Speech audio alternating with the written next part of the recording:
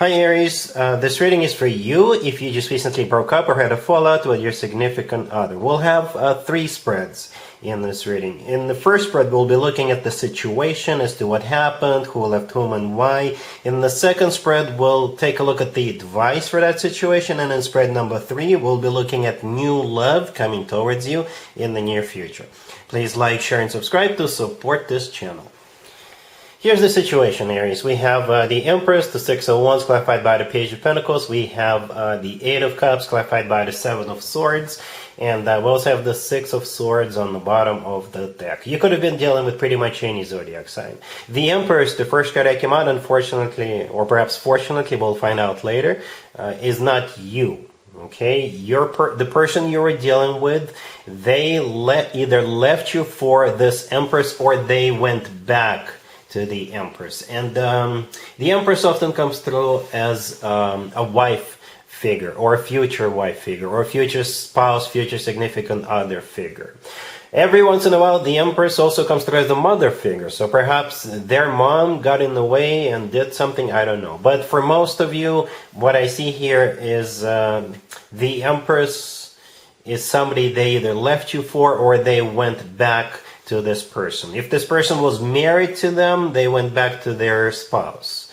All right, we do have a couple of cards suggesting they left you, right? The Eight of Cups, the Seven of Swords, the Six of Swords. The Eight of Cups and the Six of Swords, they even kind of look alike. You see how there is a person moving to the right. In the Eight of Cups, they're walking, and the Six of Swords, they're roaring, right? The Seven of Swords, right next to the deck clarifying the Eight of Cups, is a card of somebody who sneaks out, somebody who runs away, somebody who leaves, right? It's a card of a deception, it's a card of a cheater, a liar, and things like that. Right next to the Empress, we have the Six of Wands clarified by the Page of Pentacles. It could have played out a couple of different ways. Perhaps the Empress came back and they reclaimed the person you were with, right?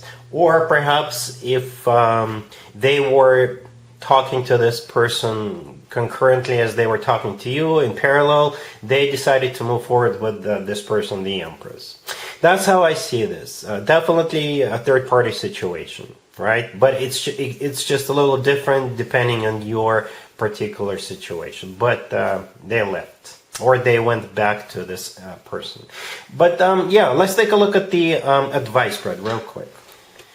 Here's the advice for you, Aries, for the situation we saw in the first spread. We have the Nine of Swords, the Ten of Wands, clarified by the Four of Cups. We have the Ace of Wands, clarified by the Queen of Wands and the High Priestess.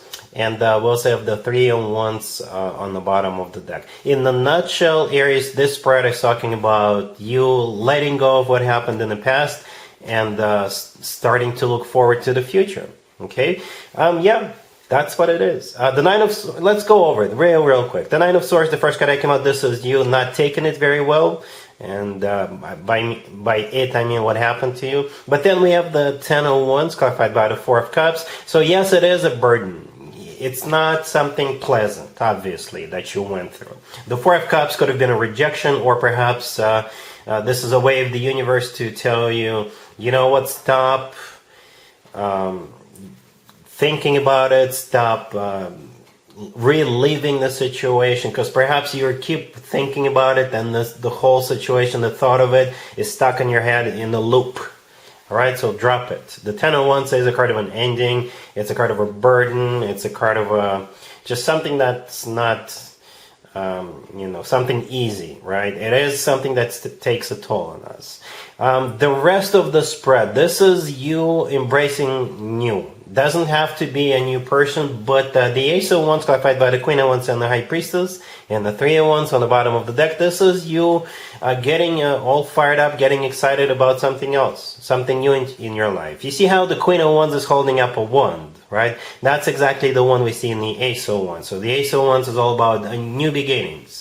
Since you're a fire sign, it's a new beginning for you, right? Perhaps you have a new person coming your way, and you will see who that is in the third spread. But for now, at least, I don't know, think of something you can do in the meantime. Perhaps you always had a project in mind, but you've been putting it off. Perhaps you had some ideas, inspirations.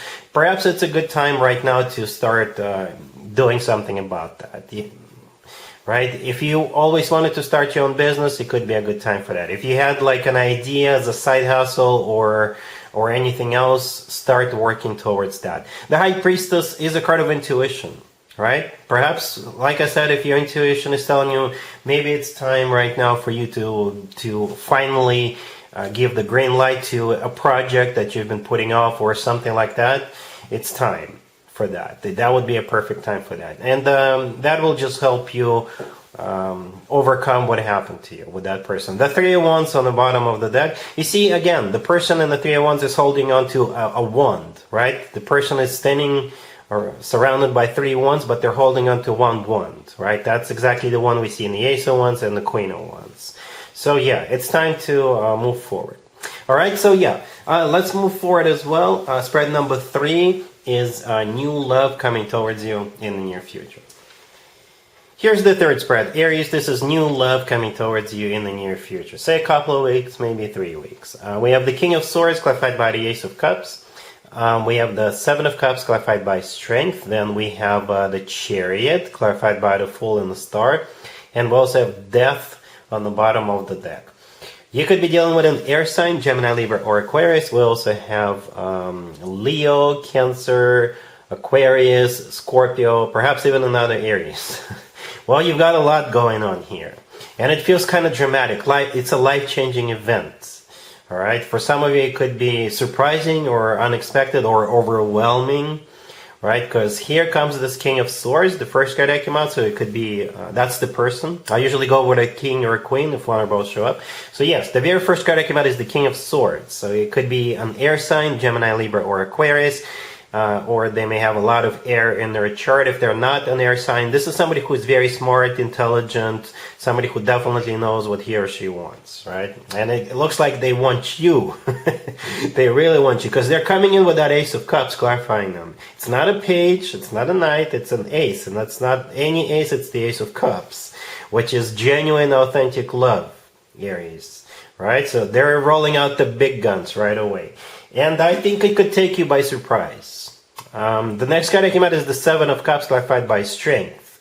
And we also have Death on the bottom of the deck. So I believe those 3 cards are talking about you, perhaps something, okay, so here's the deal. Perhaps something about this person that is a bit unusual. Perhaps in the past you wouldn't consider someone like this, or perhaps right now you're not even thinking about jumping into any new relationships. Something about them that's going to, surprise you, I guess. Because at the Seven of Cups, the next card that came out, this is a card of uncertainty and clarity. Some of you may have more than one person wanting your full and undivided attention, because the Seven of Cups could be a card of a multiple choice, right? But for most of you, the Seven of Cups, I think this is you being like, whoa, what just happened?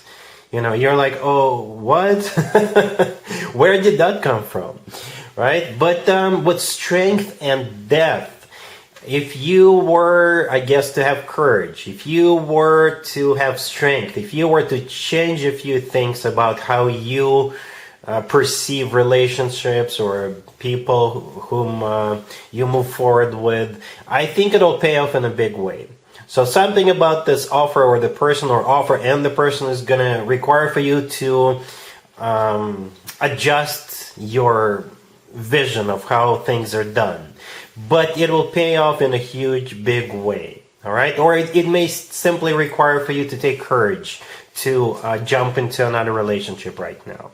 Right? So Strength could be a card of courage. Death is a card of transformation.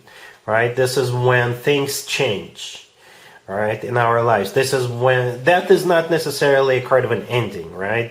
Death in some tarot decks is often called death and rebirth. So there is a sunrise on the right side of the death card. This is a sunrise. This is a new chapter of your life. But some things have to change, or some things have to go, or you have to change something about the way you see relationships a little bit in this case. And the remaining 3 cards are the Chariot, clarified by the Fool and the Star. All 3 are major arcana cards. By the way, we do have 5 major arcana cards on the table, more than minor arcana cards, right? The Chariot is a card of moving forward and not looking back, Right, the Chariot is also a card of a victory, success. For some of you, it may require for you to move, relocate. I don't know. Perhaps this person will just want to move forward with you as quickly as possible. Right, but the Chariot is a card of, like I said, moving forward and not looking back. All right, the Fool is one of your major arcana cards, Aries. And at the same time, again, with the Fool card, we just take a leap of faith. We just say, you know what, let's just try it. Let's just give it a shot. Even though something about this person or something about this offer is not usual to you, let's just try this. Let's just see what happens.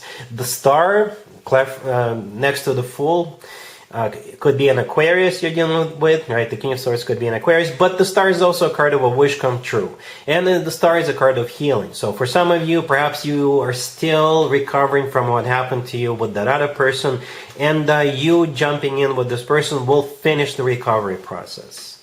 All right, but again, the Star is actually a wish come true, long term, right? Because with the Star card, this is something we usually wish for or hope for a very long time. So I hope this makes sense, Aries, right?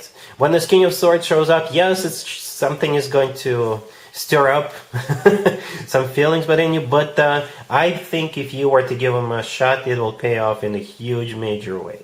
All right, so yeah, that's what I have for you, Aries, for this reading, for this time period. If this video resonates with you, please like it. Please also share and subscribe. And other than that, Aries, have an amazing the rest of October.